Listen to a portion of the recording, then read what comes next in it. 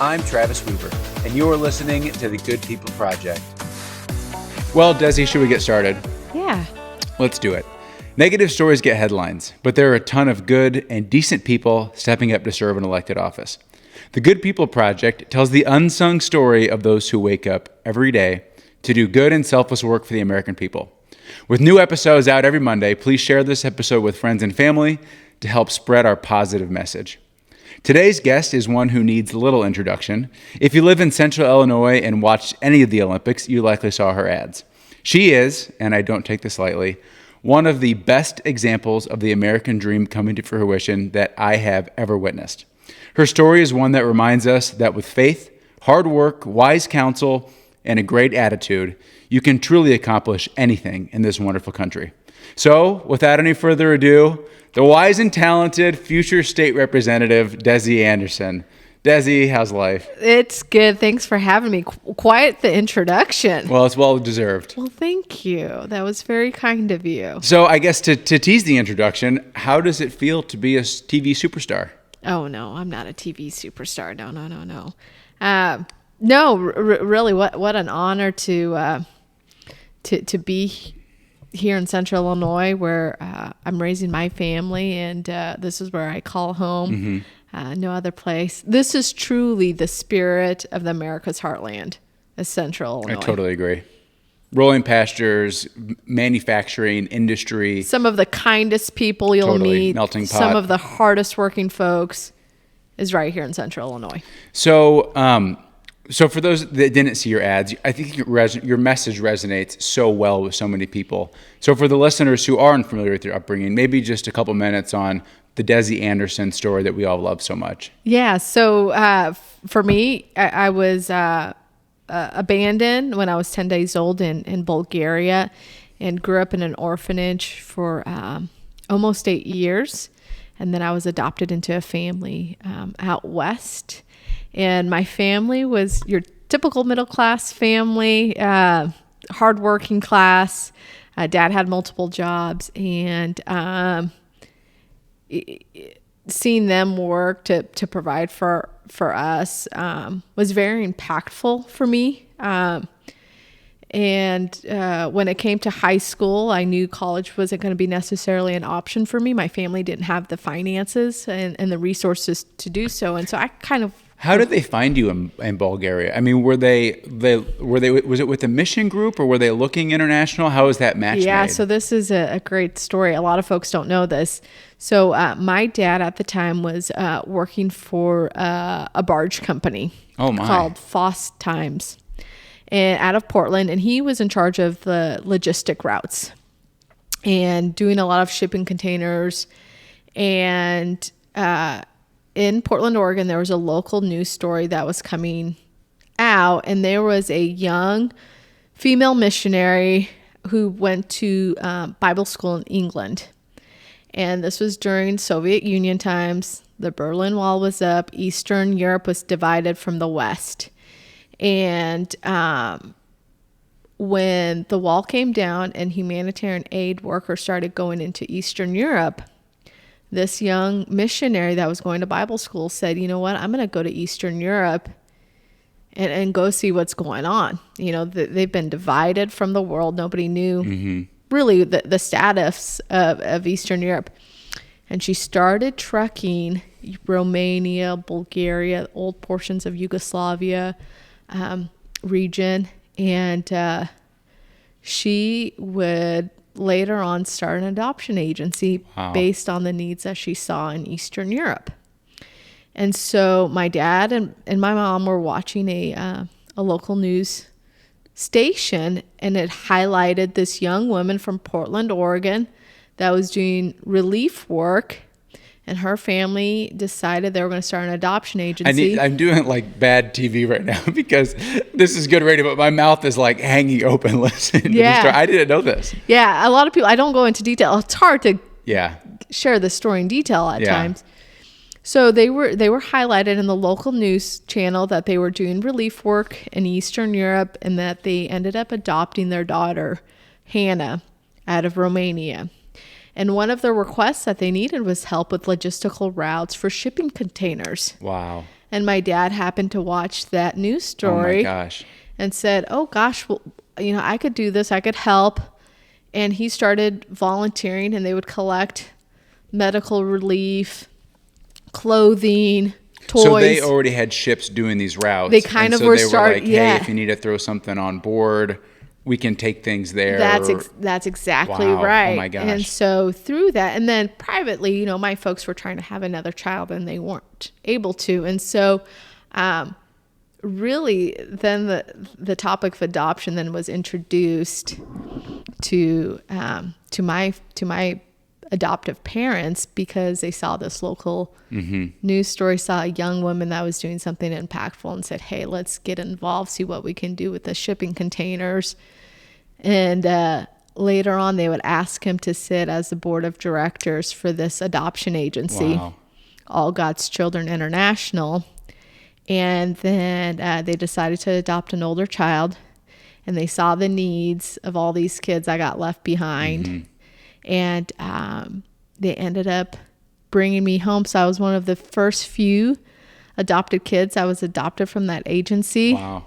30 years plus now, they're still providing services for domestic and international adoption. And then, of course, they're doing a lot of relief work as well, statewide and internationally. And here I am today. I mean, you hear a story like the amount of lives that were changed because somebody saw something on the news and decided to take action.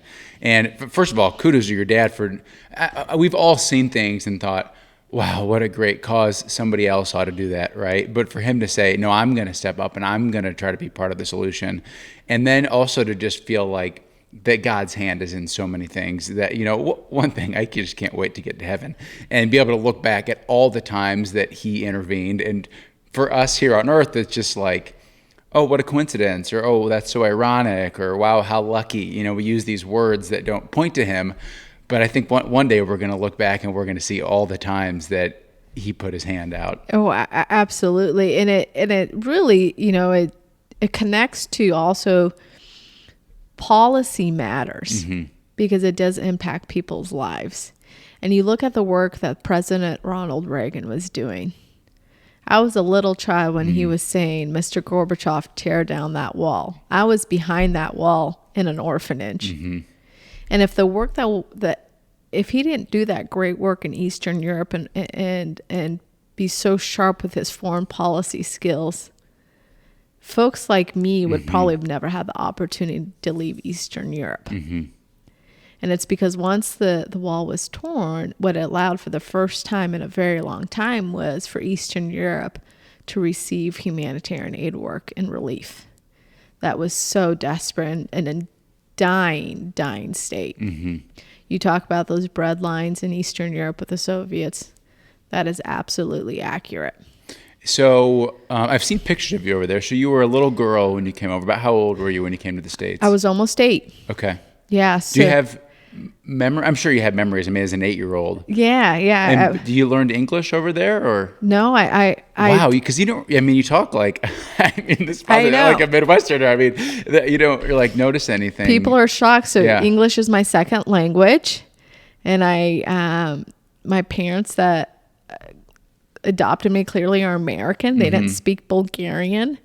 A lot of folks can't even probably point on a map where Bulgaria is. And so I just got integrated, Yeah.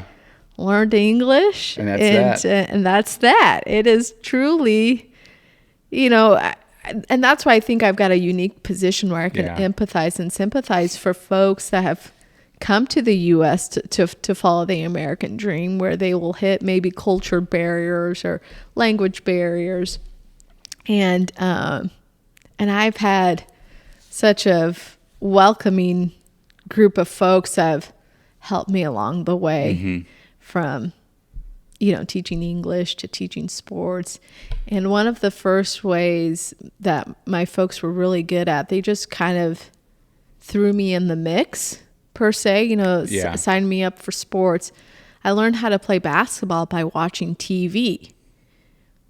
And more of the visual learner, because I didn't necessarily understand word for word, but man, I knew if I scored a point, if the ball went through the net, people cheered. that was positive, right? And so that was some of the stuff. So, so you learn stuff like that as a second language, second English, second language speaker. And so did you just go to English speaking American schools and figured it out? Or public school. Yeah. And clearly there wasn't Bulgarian ESL help. I mean, you just really just integrate. And it's not like there was even Google Translate that your teacher could be like, okay, I want to tell this little girl to start turning in her homework on time. Duolingo did not exist back then. That is correct. Or Google Translate. Yeah. No, but it was different, right? It was a very hands-on approach. It was a great public school system. Mm-hmm. I'm a product of the public school systems. And I just had great advocators and educators all through my public school career. I love my public school that I went to. Mm-hmm. So you come over here when you're 8. Yep. Learn English, go to the public schools. Let's flash forward a little bit. So you meet your husband, Nick. And when did you meet him in Illinois, or is he what brought you to Illinois? How did you land here in Central Illinois? Yeah. So it's a long story. After I graduated, so I'm going to backtrack a little bit. Nick's the pretty cool guy. So everybody wants to talk about Nick. I know. So backtrack a little bit. I went straight into the workforce after I graduated, or after I left high school. I ended up working for the same organization that adopted me. Oh, wow. It was a full circle moment. So not only was I adopted from this agency, but later on, I worked with the founders of the agency, who are still very involved, their family. And so I ended up actually working in Guatemala and living there for 5 years. What that allowed me to do is I met a lot of families from Central Illinois. Central Illinois has they've helped a lot of families overseas. I've done a lot of international adoptions. And so I actually was first connected to the Bloomington Normal community almost 15 years ago with the adoption circle when I was working in Guatemala. And I would fly from Guatemala to Bloomington Normal and visit a lot of families when we were doing the mission work, working with the adoption agency. Several families from Bloomington Normal adopted kids from Guatemala through this agency. And so that was kind of my connection to Bloomington Normal. And then I ended up leaving Guatemala after almost being there for 5 years. Yo puedo hablar español. Taught myself Spanish. And ended up settling in the Midwest and met my husband through folks here in Bloomington Normal. And then we get married, start a family. And so, yeah, my husband is what fully rooted my connections here in Bloomington Normal, but I've had previous history to the city. And it's not just you and Nick anymore. There's a third one of the bunch. There is. I've got a 3-year-old son. Wow. Vano. The kid is a typical toddler boy, just full of energy, nonstop, ready to go. Does he help at all at doors or in photo ops? I mean, he's like the cutest kid I've ever seen. He does. He actually. I mean, he's worth a couple thousand votes on his own. I would think so. He loves to door knock. Yeah. He's got our personalities for sure, where he's just a people person, and he'll ask to go door knock. And we were door knocking right after Easter, and everyone had a bunch of leftover Easter candy. And so all these folks were giving him candy at the door. And I'm like, oh, buddy, like, don't get comfortable. Don't get used to this. This is leftover Easter candy. But I think that's what made him excited about door knocking. Halloween in the spring. He's like, Mom, we go knock on doors and they give us candy. That's exactly right. I think he was a little bit confused with his holidays. Yeah, right. So we had to kind of teach him, hey, this is a this is a special thing that not everyone's going to have candy for you at the doors. So how's the race going? You're killing it at the door. I think, so when I had my race, I was on TV for a small period of time, and it made the doors so much more favorable, I thought, because it wasn't like, hi, I'm Travis. So often they would say, oh, I just saw you on TV a half an hour ago. And it just was kind of that first touch point that I thought kind of opened the door to other things. So I'm curious if you're feeling that doors have gotten more favorable now that people are like, oh, I just saw you after I watched the 100-meter hurdles. You came on and said hi to me, and now you're here on my doorstep. That is absolutely true. I mean, so we probably saw an 80% increase of people willing to talk to me at the door, or my team, our interns, because they're at home watching the Olympics and they see the commercial, and then they're shocked that I'm actually at their door, knocking, asking what concerns they have in their community. And they're like, wow, you're the real deal. You're actually here doing the work. You're not just hoping to be on TV and that's it. And I said, no, I'm very passionate about my community. And I'll tell you what, there's a sense of comfort when people are on their front porch, when they can just share, hey, this is what I'm facing. Mm-hmm. And maybe at the national level, local level, state level, whatever it may be, there's a sense of freedom where people do really start engaging with you. And I think that's why you knock on doors, right? Because you're meeting people where they're at. Mm-hmm.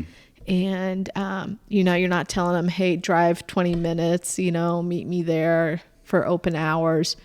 But to have the ability to go to their front door and say, hey, what's going on? It's helpful, and I think that's part of the job as elected officials, right? We meet people where they're at. And it just makes you such a better legislator. Even though I don't have a race in the fall, I'll still knock on some doors this year. I did some in the spring. I'll do some more this fall. Because then as things come up on the floor, it just makes you so much more in tune with the wants and needs of the district. We all get in our silos. We all have our small sample size. It is our friends and immediate family. But when you go out to a neighborhood that you don't know that anybody that lives there, and you talk to 15 people that live there, you hear things that aren't things that you would hear in your everyday walk of life. And I always say that as a representative, it's my job to represent the district. It's not my job to represent the wills of Travis Weaver. So I think about it like very generally philosophically, that as a person, my values are that I'm always going to be no on a third of things. I'm always going to be yes on a third of things, just because that's my core tenets. But then there's this whole middle third of things where I see both sides. I might lean yes, I might lean no, but I could kind of go either way. And when you spend a lot of time knocking on doors and really getting to know your district, that is just such a powerful tiebreaker when you're sitting on the floor saying, oh man, I don't know which way to go on this one. You can sort of remember some of those stories of things that you heard at the door, and you can say, okay, I'm going to be yes because now I'm remembering this conversation that I had. So I applaud you not only because it's going to make you just a strong candidate, but also I think that'll just really pay off dividends as you step into the legislating role. Yeah, and that's the thing. You hit the nail on the head, right? We're representing all folks. Mm-hmm. Right, not just a small pocket or minority of folks. And the best way you get a pulse on your community is door knocking, having conversations and engaging with folks. And so that's the only way I feel like you can legislate. You will have groups or other folks share their insights. But man, I just talked to 20 people and they're telling me 20 different things, right? And so... I love door knocking, and you kind of see it all when you're door knocking. And it really lets you meet the people that aren't the ones screaming and shouting, because out of 100% of people that you represent, if you just listen to the people that flood your email or your phone or your Facebook messages, you think, oh, well, everybody's either loves me or they're ticked off at me, like one or the other. And then the reality is 90% of people don't know who I am, don't really care, right? And so, but that's the bulk of the people that I'm representing. And so when you actually go to their door, that's who you get to hear from, who's really the majority. And it's not, there's times when I feel like man, I really made a mistake on that vote because I'm hearing hell over it. And the reality is it's like 3 people that are just continuing to flood me. And just because 3 people don't like my vote, I represent 108,000 people. So maybe I found the only 3 don't like it, and 107,997 are pretty pleased with it. So it's just good to go to the door and to really get that sense. Absolutely. And now that we're in August, are people starting to get a sense that the election is imminent? I know there's nothing harder than going out on a June day when it's 100 degrees outside and you're knocking doors and everybody's like, yeah, I don't know, when is the election? Who's running in it? Is this an election year? Because it's, they're 5 months away. Which for you, it's so important, but for them, they're like, maybe come back later. Yeah. We're still they're like, ways hey, away. I'm trying to figure out my vacation that I've got coming up in 2 weeks. No, it's... Yes and no. Right from the national level, there's just been a ton of eyes on those races at the top of the ticket, and so I think more people are aware this time just because of the political landscape that we currently have. Now, what most people still don't realize is that we do have such an early time of voting that takes place in Illinois. And so for us, it's more of getting out there and just telling folks, hey, we really do want your early vote. September 26th. I know that sounds crazy. It's just right around the corner. 5 weeks away, 6 weeks roughly. I mean, it's just here. And so for us, we're working very hardly on and just encouraging folks to secure their ballot. How do they register? How do they update if they've moved but are still within the district? Do they have a new polling location? How do we apply for the permanent ballot, which just opened up last week on August 7th? So that's what we're really are doing more at the door is it's just trying to not educate the folks, but just to remind them, hey, next month you can vote here. Yeah. And people are shocked usually. They forget.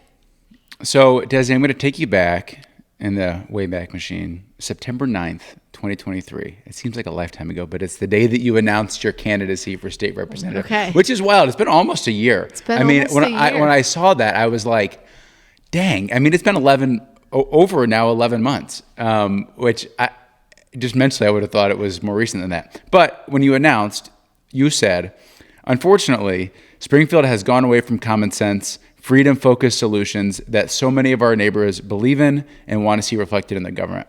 I personally am still seeing a common sense reality gap in Springfield, but I also see how the sausage is made. It's what I do for a living. I'm there all day, every day. When you're at the doors, do you feel like you're hearing from constituents and citizens that there's a common sense crisis, or are they maybe not that in tune with really the challenges of the state that we have?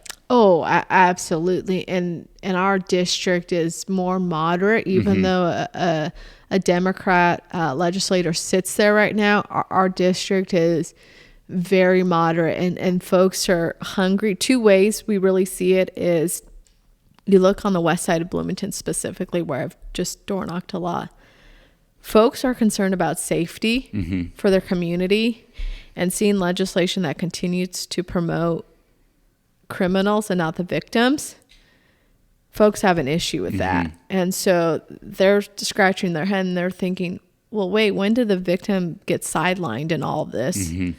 And how did we somehow give the criminal more benefits, right? And that's from the Safety Act approach to cutting half their time from maybe the crime they did. They say that we don't defund the police, but we give the police so many unfunded mandates that it's a backdoor to defunding them. You say, oh, we give them actually more money than we used to. Well, factual, but now they have to do body cams, and they have to take away so much time from their job. And you look at the amount of unfunded mandates, and then you burden that on the police's budget that they have every year. And even though the actual total nominal amount of dollars might not be less, the amount of dollars that they have actually left to go and hire new people that are going to work the beat is down. Well, and that's the thing is where do they get their budget? Who are my local sheriff in McLean County? Who is he proposing the budget to? His local county board member. It's through our local county taxes, right? So your taxes are at the local level are going to get increased now, so we can keep up with the unfunded mandates coming out of Springfield, right? So if the state's not giving them money, well, and the sheriff is presenting his budget and says, guys, I need $100, 100 new cameras for my guys. Well, we got to do it so we're up to code.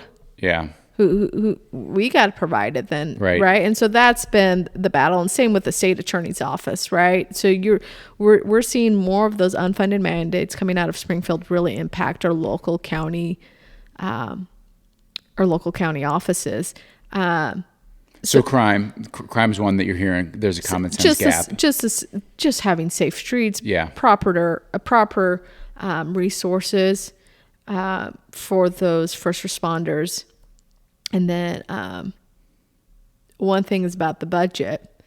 A lot of folks don't even realize that my opponent supported almost $1 billion with a B for illegals, right? Folks that don't live in our district, like our vets, mental health services that folks need.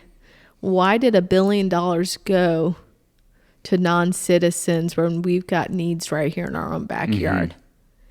And when folks realize that, they're absolutely disgusted and they feel like things are backwards. It's just a wild program. I mean, I don't get free insurance from the state. You don't get it. Our vets don't get it. Our working class, lower class, middle class people don't get it. And so we have people that are here illegally. I'm not talking about the people that we all want here, right? The people that are coming for jobs and that did it the right way and went through the front door.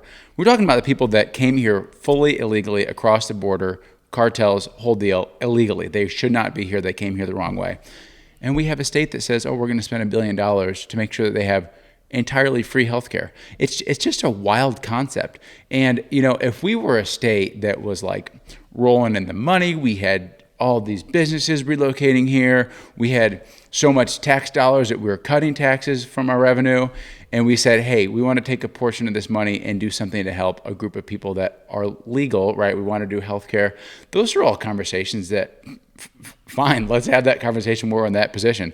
We're in the opposite position of that. Nation's largest unfunded pension, highest property taxes, high income tax, high sales tax, nation's second highest gas tax. We're taxed up to our eyeballs.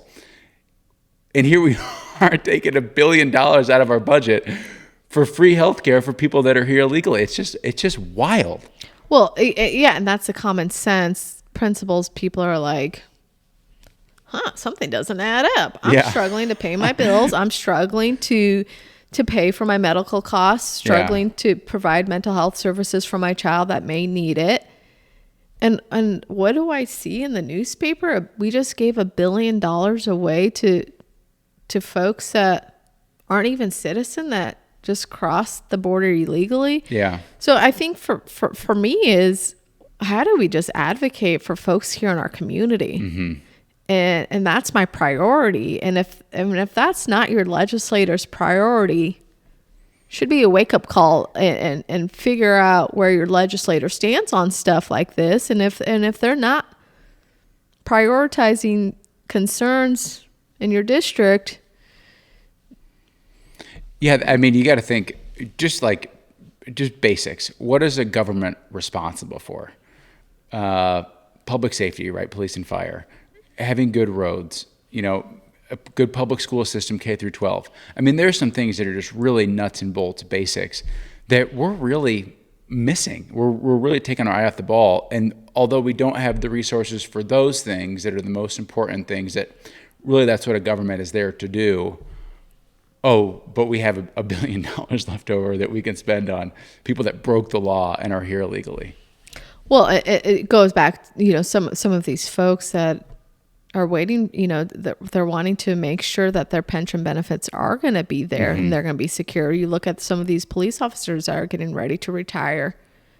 They're like, well, I'm glad, the illegal that just crossed the border is going to get a guarantee on something. He's like, I've done 20 some years. I don't know if I'm going to have it for my whole time, Desi. Yeah. And those are legitimate questions that we've got to make sure that we're taking care of these folks after they've served our community in their public service office, right? So those are probably the community and safety, one of the issues. And then our budget with the illegals, as inflation has gone up, folks are struggling. And to hear these kind of spending budgets being passed and approved is just a head scratcher for folks. Yeah. And, you know, speaking of your race, I'm so excited to have you running. I always say, I just said this right before we were together today, that I think there's three things that I really feel like you need, or are at least important things to have for flipping a seat. Number one, most importantly, it's got to be within reach, right? We're not going to go win some seat that a Democrat won last cycle 70-30. That's not within reach. We got to focus on things that are within single digits. By the way, Illinois is about a +5, +8 state in general. So anybody that tells you Republican can't win statewide is selling you a line. But your seat went Democrat in the last cycle by about 3. So that it's absolutely winnable. It's absolutely within reach. So number one, most important box, that's checked. It's all the way filled in. We can win this seat. It is within striking distance. Number two, you got to have a strong candidate. I mean, it could be within reach, and if you roll out the village idiot to run for it, you're going to be in a tough spot. Whereas now we have you, who you're experienced in running. You're a businesswoman. You're a mom. You have this wonderful story that we all love so much. You're so just bubbly and charismatic and likable. So we got a strong candidate. That box, boom, check it, fill it all the way in. And then number three, it's really nice to have, if there's a weak incumbent, somebody that's in the seat that is easy to take out. So I'm going to say some things about your opponent so that you don't have to. And to just preface by saying, this isn't personal. I work with your opponent. Sometimes she comes and plays the violin on the floor. It's lovely. I'm assuming you can't play the violin as well. So maybe we're going to lose that from the General Assembly. But I think in Illinois, we have some really big challenges, and we need really competent people that are stepping up to the plate to address those. So like number one, last year, there's a vote that comes for a tax increase for the municipal airport in McLean County.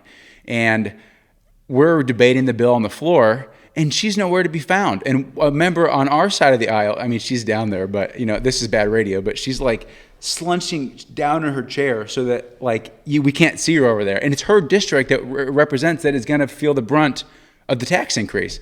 And one of our members says, "Oh, and by the way, if there's anybody on the other side of the aisle who represents this district, we'd love to hear your take on this bill." She just doesn't speak on the floor. And so I'm like, here we are, a tax increase that's going to impact your people, which, by the way, she voted for the tax increase. Not only does she vote for it, she's just not present when we're debating the bill, and she's there to make her point about why we should have this tax increase and why her constituents are going to be paying more. Do you know who sponsored the bill? Well, probably her. Who was her and her senator? Yeah, Dave Kaler. Yeah. So that's number one. Yeah. And then number two, we're doing a panel discussion. It was on the local PBS station, and the gentleman who was hosting it says, "Representative Chung, what solutions do you have for Illinois' pension problem?" Mind you, this is after the election, after she's already sworn in. We've been sitting legislators for 6-8 months at this point, and she says, "Well, we have a lot of new fresh faces, and I don't have any ideas about it, but I'm sure that somebody does, and I'm sure we can come up with some new solutions, and I'm sure that somebody else could have a really good idea about how we could fix that." And I'm just sitting there, I'm like, you should know the answer in the campaign. You should sure as hell know the answer by the time that you're a sitting representative for almost a year at this point. And I just remember thinking, I have nothing against her. She's a nice person. We've only had positive interactions, but we have legitimate big financial problems as a state. Tax increases. She's voting for it, and she's not speaking on the floor about why she's sponsoring the bill. And our pension problem is a giant, massive problem. And by the way, I don't need people that agree with me on the pension. The woman who chairs our pension committee is a Democrat named Stephanie Kifowit. There's a lot of times that she and I disagree about things, but she really studies them, and she understands the pension, and we can debate back and forth about facts and data and what's a better way to serve our pension beneficiaries. but you got to know about what you're legislating on. And so, when I just look at those three things, most importantly, is it within striking distance? Absolutely yes. Do we have a strong candidate? Absolutely yes. Is the incumbent candidate beatable?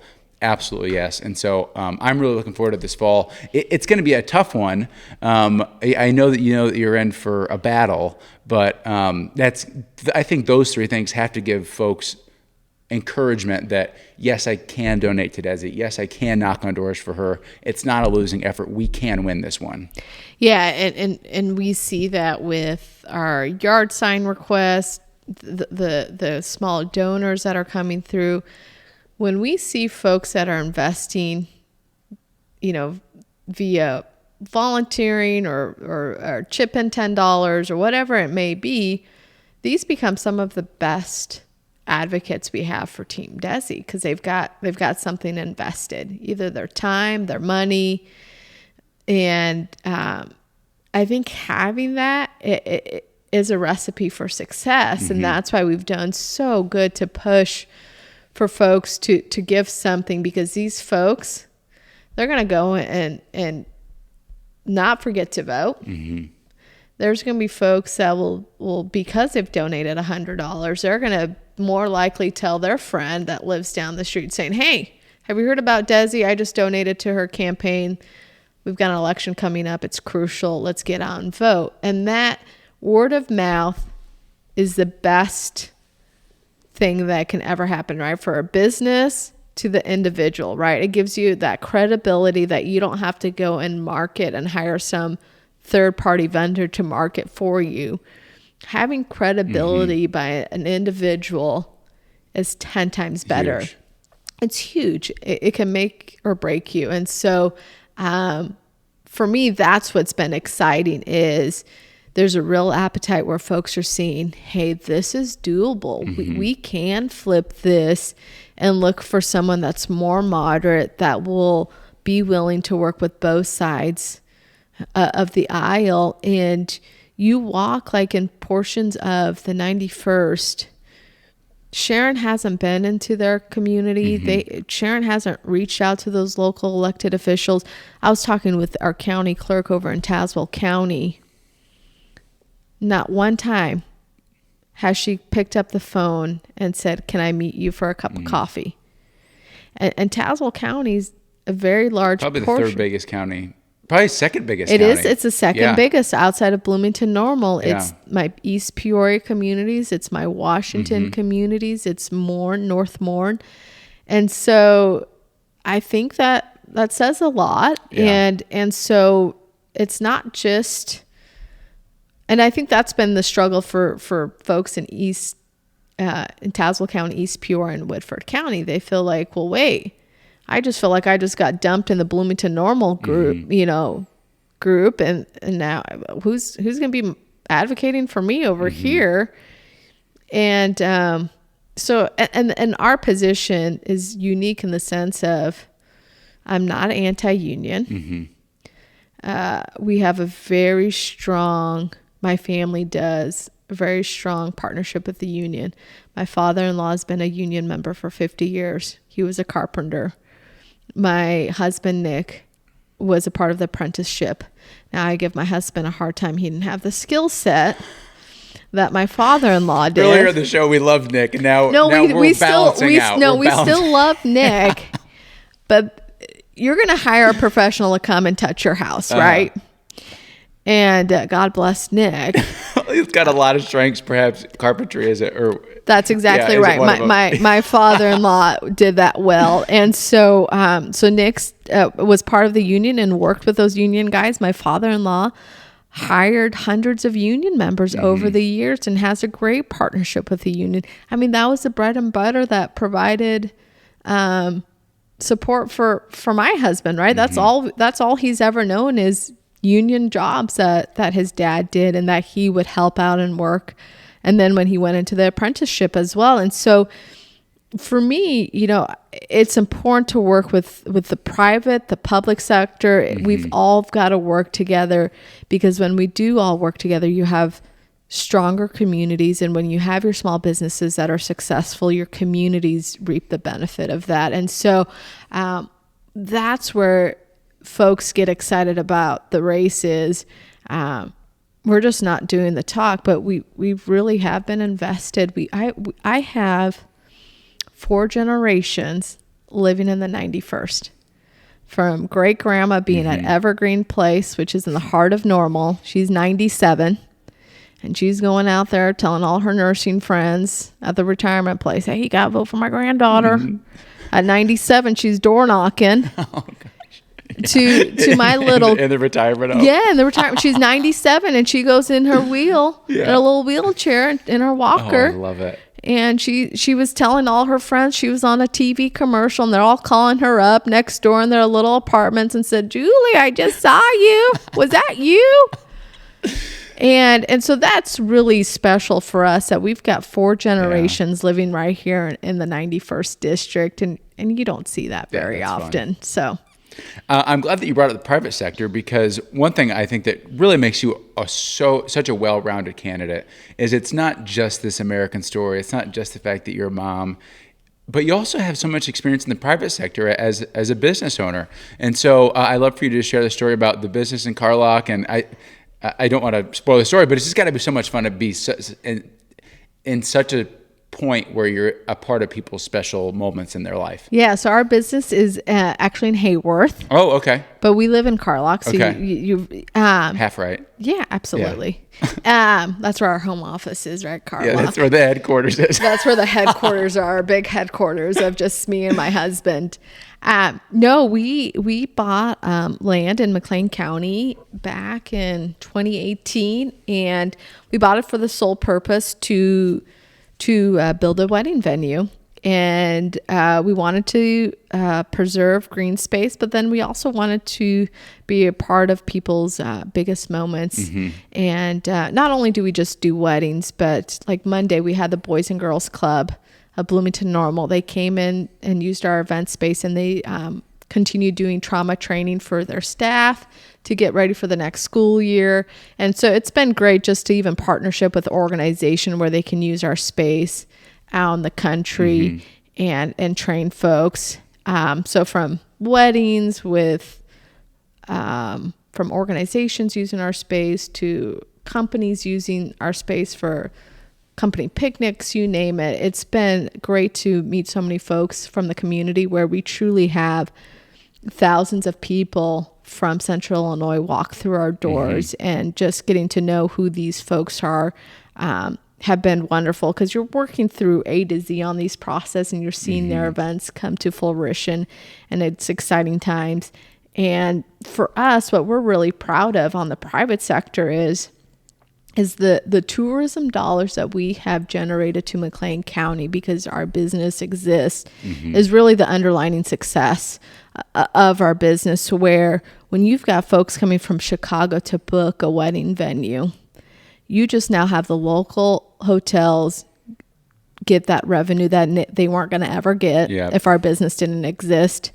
The restaurants, the gas stations, catering, you name it. Just because we created this space, the tourism dollars that we're generating is just absolutely phenomenal. And then on top of that, it's tax dollars now that McLean County gets to benefit, because we decided to invest in McLean County, and from school districts to infrastructure, you name it.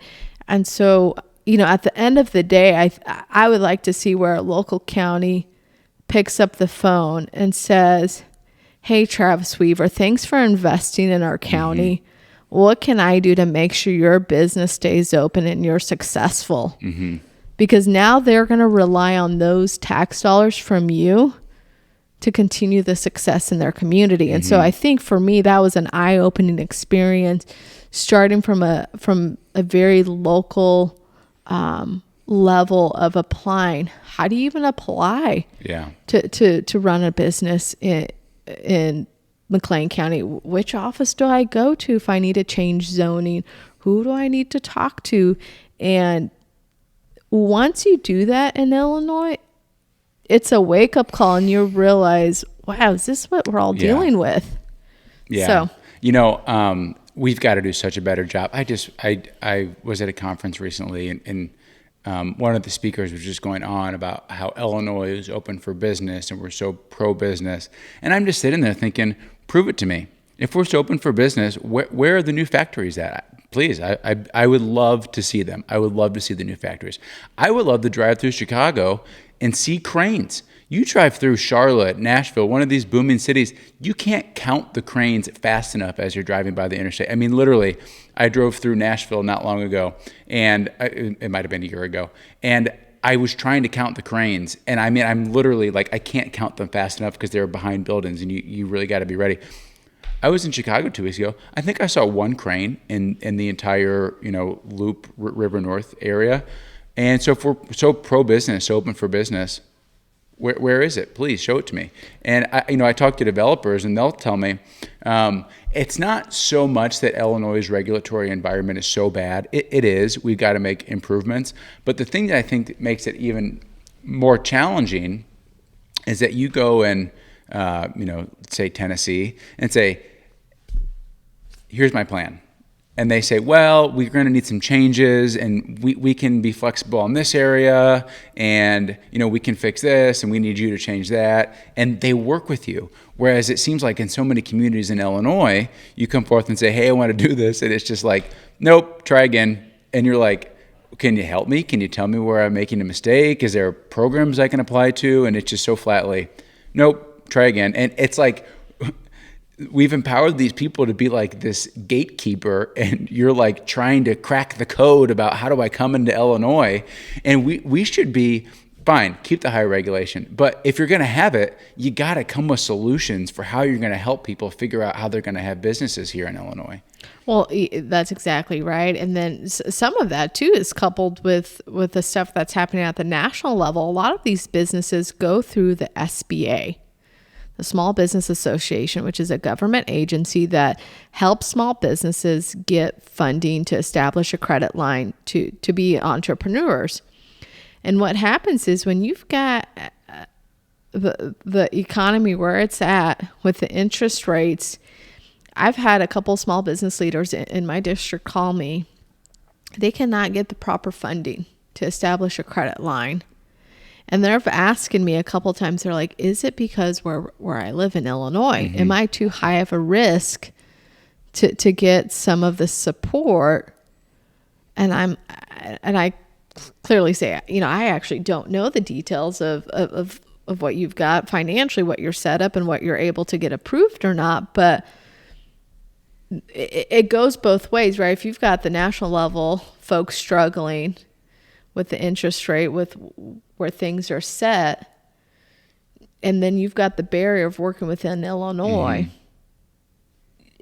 If I'm a private individual and I'm evaluating my risk and saying, man, do I invest here, or do I just drive 3 hours away and go to Indiana, right, and think my dollar can go a lot further and can be stretched, where I can maybe actually build up something to pass on to the next generation? Because the reality, what I've got right now as my small business, is it sustainable where I can pass my small business to the next generation, to my son? And that's what small businesses tend to do, right? They set themselves up in such a way where they can pass it generationally. And a lot of folks are telling me at the doors that are small business owners, it's not sustainable the way we're going. This is actually, I know I'm kind of being doom and gloom right now, but it's actually a point of optimism for me, because in Illinois, our regulatory environment and the culture of how we approach business is something that if we had a good governor, we can fix. If we had a governor that had the fortitude to rip out regulation from the agencies, which are under the executive branch, the governor has so much authority to rip out these regulations, help the legislature in some ways, but in a lot of ways, it's just directing your agencies to be more business friendly. And then, so number one is ripping out the regulation. And then number two is the regulation that's left, having a culture that's a pro-business environment for how we're going to put processes in place to be more welcoming and more opening for business. And, I hear the current governor say that I'm a businessman, and when I used to work in manufacturing, and I'm like, dude, give me a break. Say me the line. You won the seat because you spent, I just checked. I want to say it was $350 million that he spent on his own campaign in the last two campaigns. So I get it.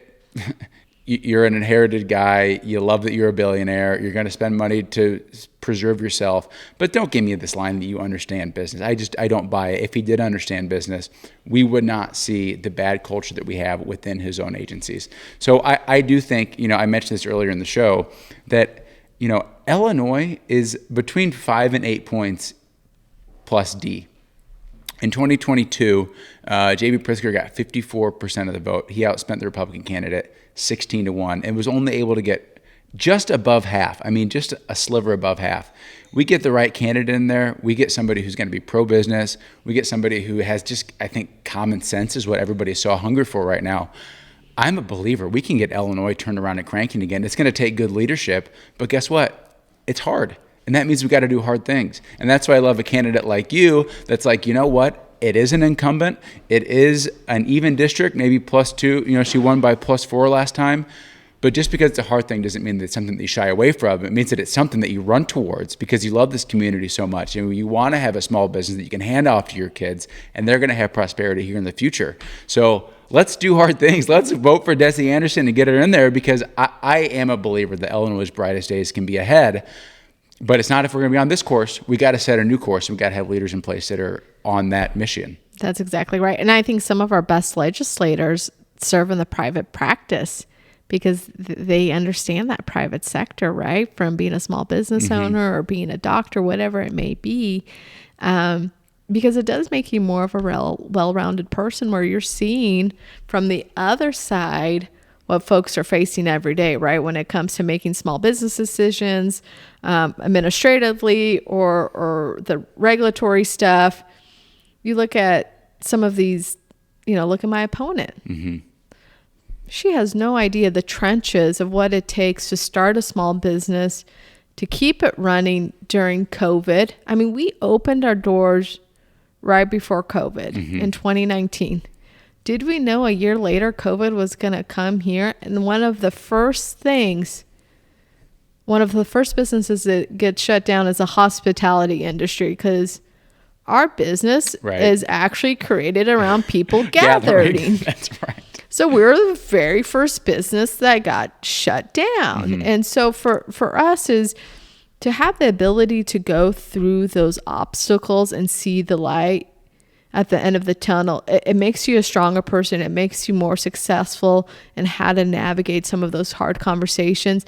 And I rather have an elected official that's been down that road versus someone that hasn't walked in those shoes and has no idea as a business owner what I'm facing. So before we sign off, I always like to try to end on a positive note. And so my last question is, I just would like to hear a story of a positive encounter that you had at a door. Because I've been in that situation before where the days are hot and long and you're sweating and you're like, is this even worth it? And then you get that one person at a door and you walk away and you're like, I just needed that.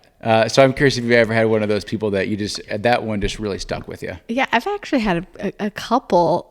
So last weekend, believe it or not, I was door knocking in Washington, and I've got my head down a little bit, making sure I'm not missing my houses.